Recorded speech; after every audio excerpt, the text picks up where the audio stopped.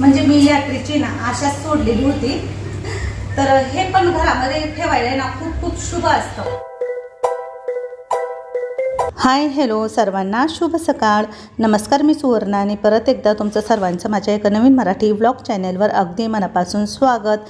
आजचा दिवस तुम्हाला खूप छान मस्त आनंदाचा आरोग्याचा जाऊ दे, हीच बाप्पांच्या चरणी प्रार्थना. चला, सकाळी सकाळी मस्त व्हिडिओला सुरुवात झालेली आहे. सकाळी सकाळी देवांना पाहिल्यानंतर मन अगदी असं फ्रेश होतं आणि सर्वांनाच बाप्पांना बघायला खूप आवडतं. तर चला, बाप्पांपासूनच आज व्हिडिओला सुरुवात. माझी आंघोळ झालेली होती सकाळी सकाळी. आंघोळ झाल्या मग मी सूर्यनारायणांना अर्घ्य देत असते. तर रोजची ही माझी सवय आहे आणि खास ही गॅलरी मी त्याच्यासाठीच केलेली आहे. नाहीतर मला किचन मोठा करायचा होता, गॅलरी काढायची नव्हती आधी. पण मला ह्या एका गोष्टीसाठी ना ही छोटी का होईना गॅलरी मी काढलेली आहे मागे, किचनच्या पाठीमागे पूर्वेला. कारण उगवता सूर्यनारायण आपल्याला लगेच तिथे दिसतो आणि सकाळी सकाळी छान असं मस्त दर्शन होतं. आणि आपल्या मनातल्या ज्या काही इच्छा असतात ते सूर्यनारायण भगवान आपली इच्छा पूर्ण करतात. त्यामुळे रोज असं सूर्यनारायणांना अर्घ्य नक्कीच देत जा तुम्ही पण. एक 5 मिनटं लागतात, पण खूप जास्त वेळ लागत नाही अशा गोष्टींना. आणि या गोष्टींची आपल्याला सवय होऊन जाते आणि अशा काही सवयी आपल्या आयुष्यासाठी खरंच खूप चांगल्या असतात. म्हणजे कुठे ना कुठे आपल्याला त्याचं फळ नक्कीच पुढे जाऊन मिळतं. त्यानंतर मग रोजचीच आपली देवपूजा, बाप्पांची पूजा, सर्व आपल्या कुलदेवतीची, कुलस्वामिनीची सर्वांचीच पूजा करून घेते मग मी. आणि तुम्हाला माहितीच आहे मी नवनाथ भक्तिसार वाचन करते. तर 9 दिवसाचा मी संकल्प केलेला होता, पण मध्यंतरी ना माझी डेट आल्यामुळे मला 4 दिवस पूजापाठ करता आली नाही. खरं तर मागच्या महिन्याची डेट माझ्या काही लक्षात राहिली नाही आणि मी वाचन करायला घेतलं. मध्येच खंडन पडायला नको होतं, पण आता ते काही आपल्या हातात नाही. तर मग ते 4-5 दिवस सोडून दिले मी आणि आता पुन्हा वाचन करायला घेतलेलं आहे. चला, तर आता मी ग्रंथ वाचायला बसलेली आहे आणि मध्येच मी उठत नाही किंवा कोणाशी बोलत नाही किंवा इकडे तिकडे लक्ष देत नाही. एकदा वाचायला घेतलं की सर्व लक्ष आपलं त्यावरतीच केंद्रित असायला हवं.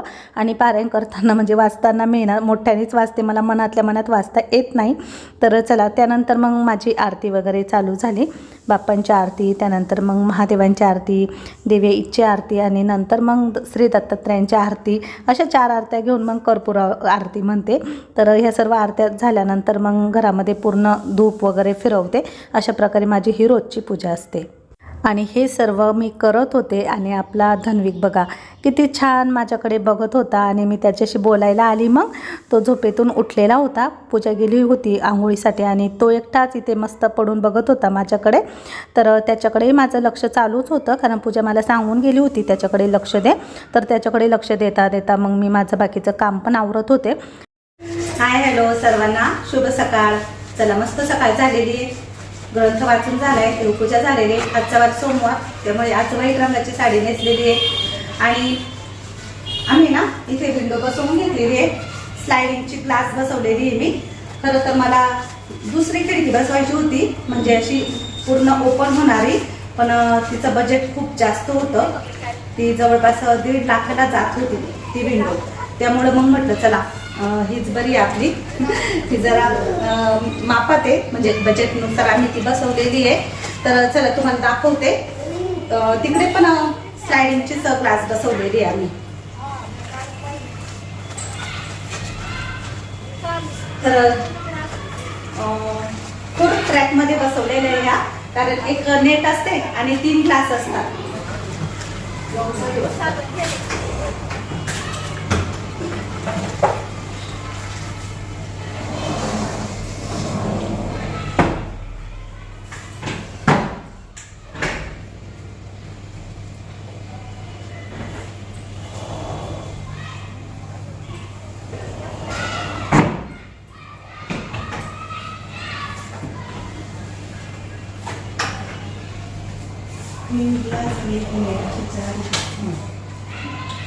ही नेट आहे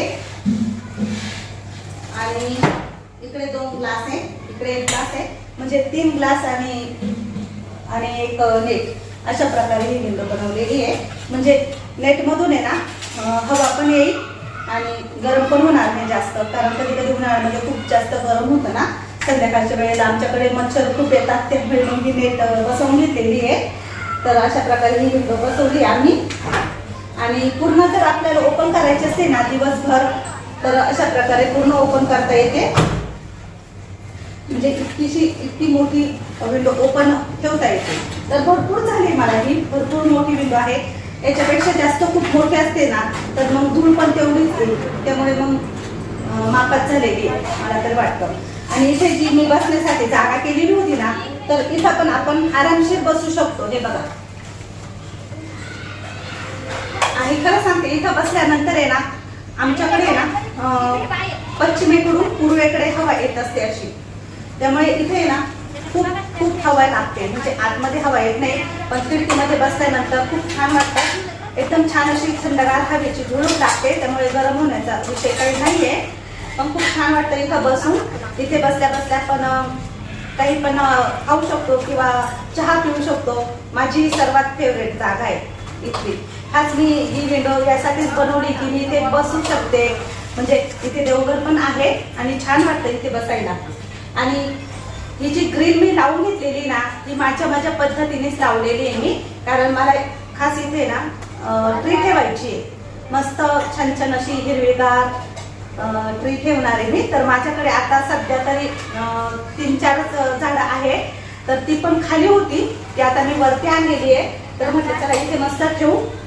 तर ही उत्तर दिशा आहे माझ्या घराची, ईशान्य कोपऱ्यातली उत्तर दिशा. पूर्व आणि ईशान्य, पूर्व आणि उत्तर कोपरा आहे हा, म्हणजे ईशान्य कोपरा. तर म्हणून मग म्हटलं आता चला इथे माझ्याकडे जी झाड आहे ना, मी कुबेर घेतलेले, कुबेर ट्री घेतलेलं आहे, त्याला झेड प्लांट म्हणतात, ते घेतलेलं होतं. तर ते आता इथे गॅलरीमध्ये ठेवलेलं आहे मिस्टरांनी.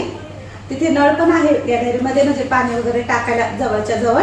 तर म्हटलं चला ती झाड आहे ना इथं ठेवू, कारण तिला खूप जास्त उन्हामध्ये ठेवायचं नसतं, म्हणून मग इथे थोडंफार ऊन पण येतं सकाळचं कोवळं कोवळं, आणि झाडांना पण सावली पण मिळेल, खराब होणार नाही झाडं. तर मी आता घेऊन येते झाडं. हे जे कुबेरेक्सी ट्री आहे ना हे खूप खराब झालेलं होतं, पण आता इतकं छान फुटलंय पाहिजे ना, एकदम हिरवगार झालेलं आहे. तरी बघा, यामुळे ना आपल्या घरामध्ये भरभराटी राहते. काही पैशांच्या अडचणी असतील ना तर त्या पण दूर होतात. तर हे मी ना मागच्या वर्षी घेतलेलं होतं, 250 रुपयालाच घेतलेलं होतं, कारण मोठं आहे ना हे, म्हणून. छोटे पण मिळतात 150 रुपयाला, पण मग मी हे घेतानाच मोठं घेतलं होतं. याच्या फांद्या आहे ना कटिंग करून आपण दुसऱ्या कुंडीमध्ये पण लावू शकतो, म्हणजे अजून तुम्हाला वाटलं ना तर अजून बऱ्याच ठिकाणी आपण याची कटिंग लावू शकतो. तर एकदम छान असं हिरवगार झालेलं आहे. आणि बरेच दिवस झाले मी याच्याकडे लक्षच दिलं नाही, पण मिस्टर त्याला रोज पाणी घालत होते, कारण ते खालीच होतं मातीमध्ये, तिकडे ओट्यावरती होतं.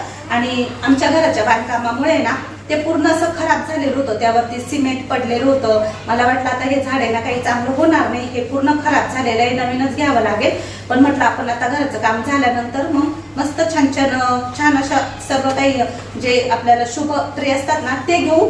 तर म्हणून मग मी म्हटलं चला जाऊ द्या. पण हे बघा किती छान झालेलं आहे. एकदा दोनदा पाऊस झाला ना तर त्या पावसाने याच्यावरचं सिमेंट आहे ना सर्व काही धुवून गेलं, माती धुवून गेली, आणि एकदम असं हिरवगार झालेलं आहे. आणि याला अशा कोवळ्या फांद्या पण मस्त अशा फुटलेल्या आहेत, म्हणजे नवीन फांद्या आलेल्या आहेत त्याला. तर म्हटलं चला आता हे कुबेरेक्सी ट्री आहे ना हे आपल्याला उत्तर दिशेलाच ठेवायचं असतं, तर म्हणून मग मी हे उत्तरेलाच ठेवणार आहे. आणि खास याच ट्रीसाठी मी ह्या ग्रिलच्या विंडो बनवून घेतलेला आहे. अजून एक कुबेरचं झाड आहे माझ्याकडे, त्याला परसुला म्हणतात, ते पण दाखवते तुम्हाला.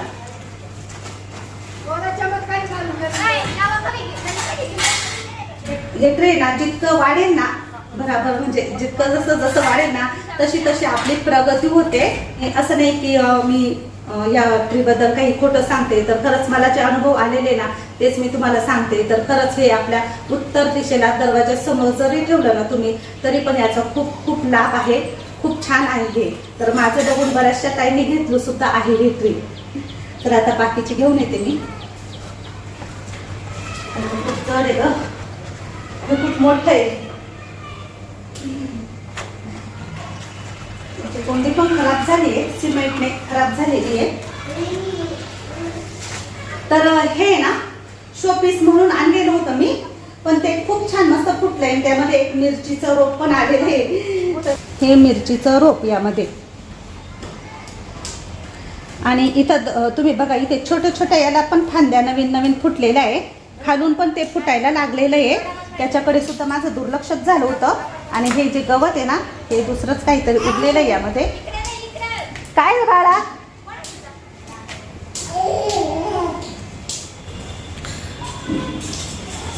हे बघा, छान आहे. हे पण हे शोपीस म्हणून मी घरामध्ये आणलेलं होतं, पण हे पण बरंच मोठं झालेलं आहे. आणि इकडे या 2 फांद्या नवीन त्याला आलेल्या होत्या, छोट्या छोट्या होत्या, आता ह्या मोठ्या झाल्या. तर याला पण मी आता इथेच ठेवते. ह्या 3 झाडांची पूर्ण वाट लागलेली आहे असंच समजा. कारण हे जे करसुला आहे ना, हे पण उन्हात राहून राहून खराब झालेलं आहे. यांना खूप जास्त ऊन चालत नाही. या 3 पण झाडांना सावली लागते, पण आम्ही बाहेर ठेवल्यामुळे ना हे पण खूप खराब झालं. तर याला नागफणी म्हणतात.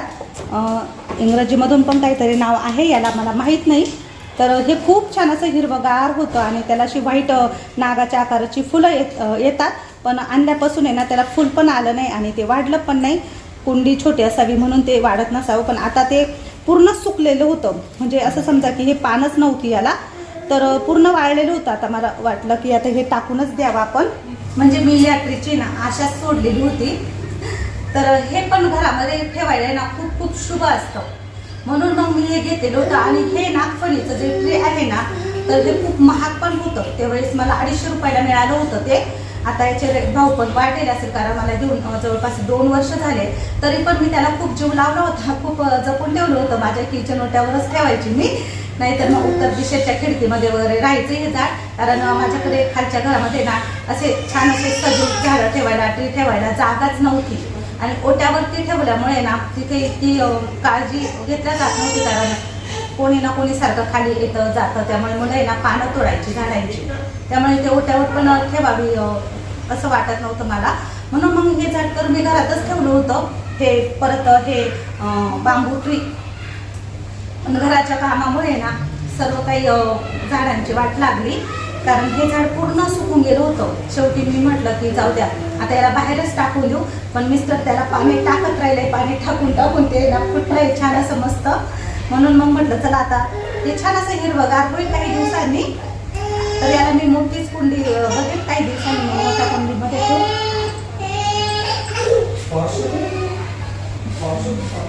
चला, पप्पांना बघितल्या उड्या मारायला सुरुवात केली आपल्या धनवीतने. आणि हे जे बांबू ट्री आहे ना, तर ते पण सुकलंय बघा. त्याच्या फक्त आता जवळपास मला वाटतं 3च काड्या आहे यामध्ये. बांबू ट्री घेऊन तर मला तर बरेच वर्ष झाली, जवळपास 3-4 वर्ष झाले असतील. तर मी हे आणलं होतं, पण नंतर त्याची एक काडी ना खराब होते.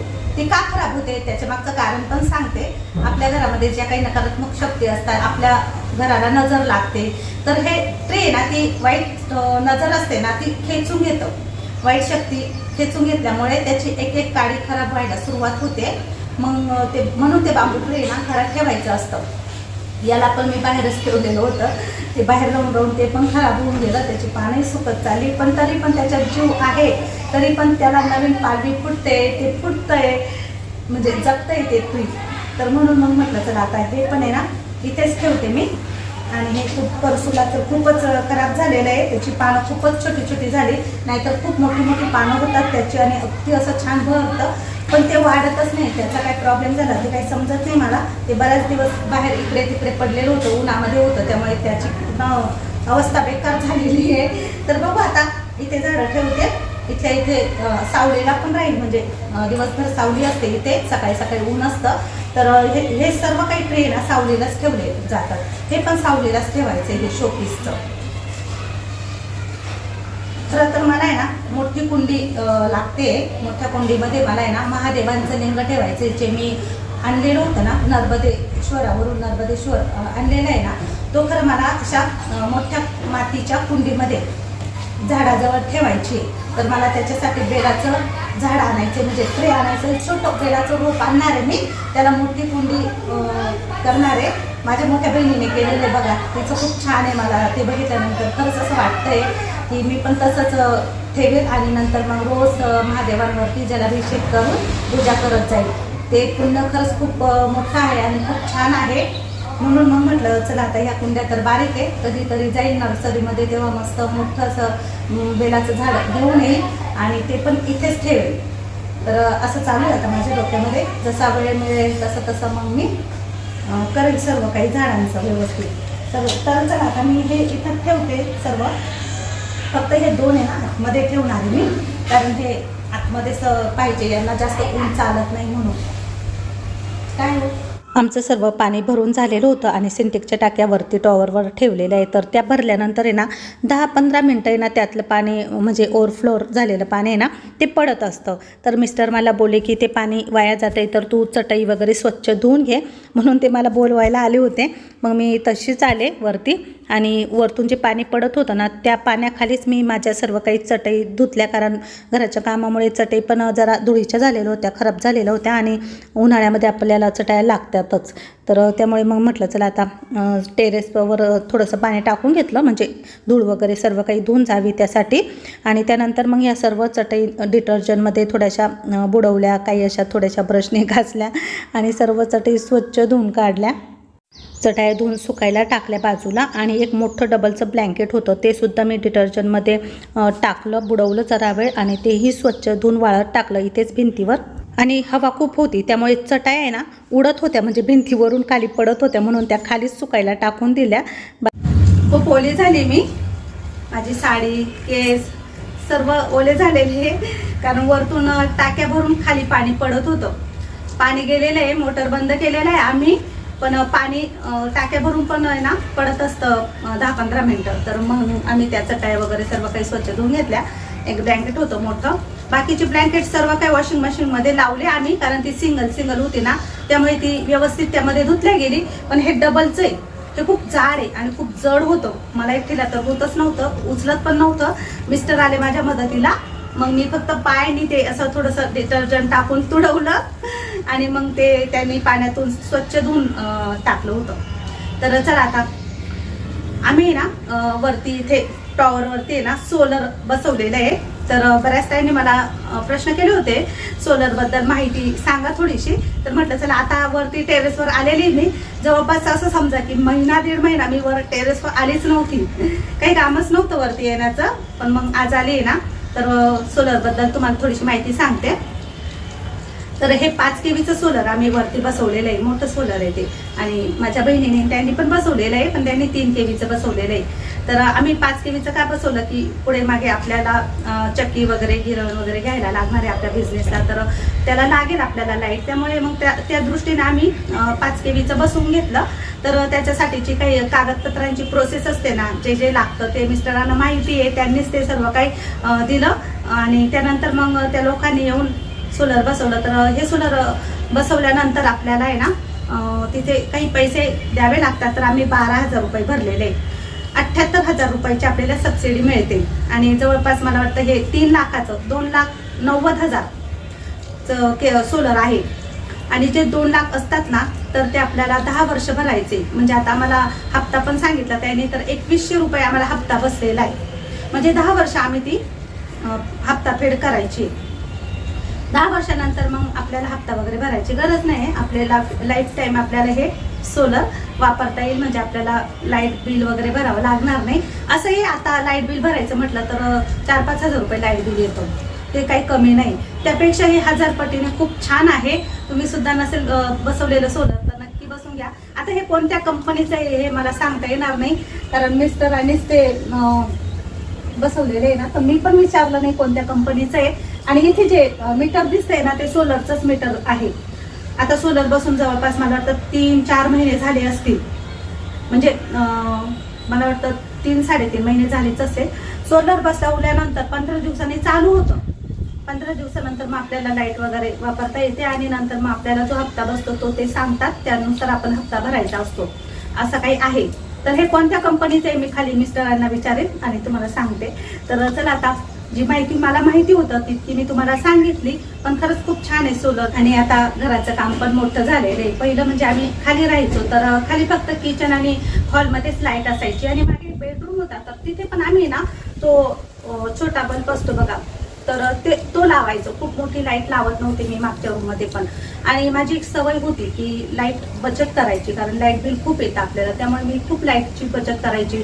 विनाकारण TV चालू ठेवत नव्हते, विनाकारण पंखे चालू नसायचे, किंवा मग किचनमध्ये काम करत असली तर बाकीचे बेडरूमचे वगैरे लाईट बंद करायची. दिवसभर तर कधीच माझ्या घरात लाईट दिसणार नाही. फक्त काही शूट घेतानाच मी लाईट लावायची, शूट घेतल्यानंतर पुन्हा लाईट बंद करायची. आणि संध्याकाळी आपण 6 नंतर ते 9 पर्यंत लाईट कंटिन्यू चालू ठेवतो सर्व रूम मधल्या, कारण अंधार नको आहे आपल्याला रात्रीचा. पण 9:30 नंतर मग मी परत लाईट बंद करून टाकायची आणि फक्त हॉलचं लाईट राहायचं आमच्याकडे 12-1 वाजेपर्यंत. तर मला ती सवय लागलेली की लाईट बचत करायची. आता सुद्धा माझी तीच सवय आहे. मी विसरून जाते की आपण सोलर फिट केलेलं आहे, आता लाईटचं आपल्याला काही टेन्शन नाही किंवा लाईट बिलचं काही टेन्शन नाही. तरी पण मी ना किचनमधलं लाईट काम झालं का बंद करते, किंवा मग बेडरूम मधला बंद करून टाकते, किंवा मग विनाकारण फॅन चालू आहे, मग आता आपल्याला इथे थांबायचं नाही, किंवा आपण वरती चालू आहे तर फॅन बंद करून टाकायचा.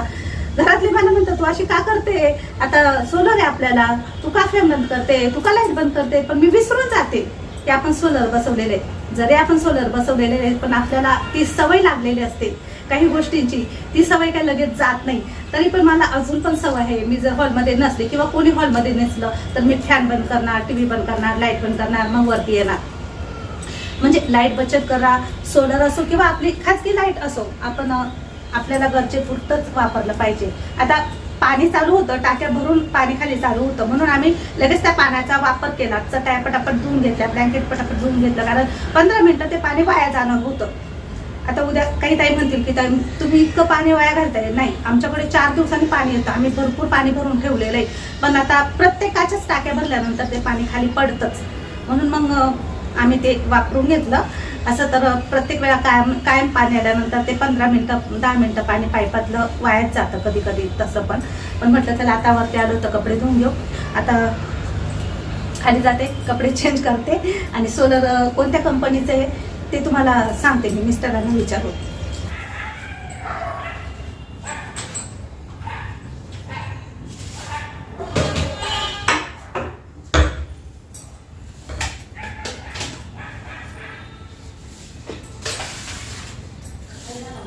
तर चला आता खाली आली किचनमध्ये. चहा तर सध्या मी बंदच केलेला आहे. आता मी ना माझ्यासाठी मस्त ड्रायफ्रूट शेक बनवते. तर मी रात्री ना वाटीमध्ये ड्रायफ्रूट भिजत टाकलेले होते. माझं हिमोग्लोबिन कमी आहे ना, ते वाढवण्यासाठी डॉक्टरने मला तशी मेडिसिन तर दिलेली आहे टॉनिकची. जेवण तर मी करते, हिरव्या पालेभाज्या खाते, फ्रूट खाते, दूध पिते, पण ड्रायफ्रूट काय माझ्याच्याने खाल्ल्या जात नाही. मागे मी खायची, परत मध्यंतरी बंद करून टाकलं. तर मी म्हटलं चला आता ड्रायफ्रूट लाडू आहे ना परत करणार आहे मी, तर ते पण खात जाईल. औषध म्हणून का होईना एक लाडू रोज खाणारच आहे मी, म्हणजे माझं हिमोग्लोबिन वाढेल आणि शरीरामध्ये कॅल्शियमची कमतरता पण आहे मला, त्यामुळे मग कधी कधी गुडघा वगैरे दुखतो माझा.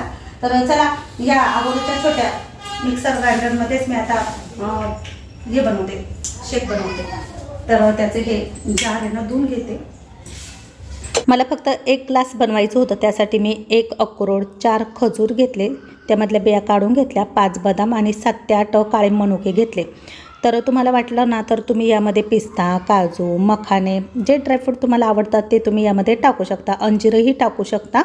तर मी म्हटलं चला आता हे सर्व काही टाकू. बदामाची साल न काढताच मी टाकली, साल काढूनही तुम्ही टाकू शकता. आणि ही खजूर मी आणलेली सीडलेस खजूर, यामध्ये बी नाही आहे, बी काढून ती पॅकिंग असते. तर लाडूसाठी आणलेली आहे. म्हटलं चला अजून एक पॅकेट आणलेलं आहे मी काळे मनुक्याचं, तर यामध्ये बी नसते, म्हणजे लाडू खाताना बी अशी कचकच लागते ना, तर बी नसलेले मी काळे मनुके वापरत असते लाडूला. आणि अजून एक पॅकेट आणलेलं आहे खजूरचं, तेही मी लाडूसाठीच वापरते. आणि आता यामध्ये मी नॉर्मल जे दूध आहे ना आपलं तेच टाकते, खूप जास्त थंड दूध नाही वापरते, पण तुम्ही थंड वापरा. मी खूप थंड दूध नाही पित म्हणून मग मी नॉर्मल दूध वापरते, बाकीचं तापायला ठेवलं. चला, आणि आता हे ना मी छान असं ग्राइंड करून घेते. आगरोचं मिक्सर ग्राइंडर आहे ना, तर हे मला प्रमोशनसाठीच आलेलं आहे, पण खूप छान आहे. ज्यूस वगैरे किंवा काही पावडर वगैरे बारीक आपल्याला बनवायची असली तर पटकन यूज होतं. आणि हे बघा मस्त माझा इथे ड्रायफ्रूट शेक तयार झालेला आहे आणि खरंच खूप छान लागतो तो प्यायला. तर रोज पिल्यामुळे आपलं हिमोग्लोबिन नक्कीच वाढतं, म्हणून मग मी हे करते. छान लागतंय, गोड पण लागतंय, फक्त हे जास्त थंड नाहीये. कारण तुम्हाला जर थंड प्यायचं असेल तर तुम्ही थोडंसं फ्रीजमध्ये ठेवा, म्हणजे ते थंड लागेल आणि अजून पण टेस्टी लागेल प्यायला. चला आता तिकडे बसून मी निवांत पिते. आजचा व्हिडिओ पण इथेच संपवते. आजचा व्हिडिओ तुम्हाला कसा वाटला नक्की कमेंटमध्ये सांगा. आवडला तर लाईक करा, शेअर करा. पुन्हा नवीन व्हिडिओसह भेटू. तोपर्यंत सर्वांना बाय बाय.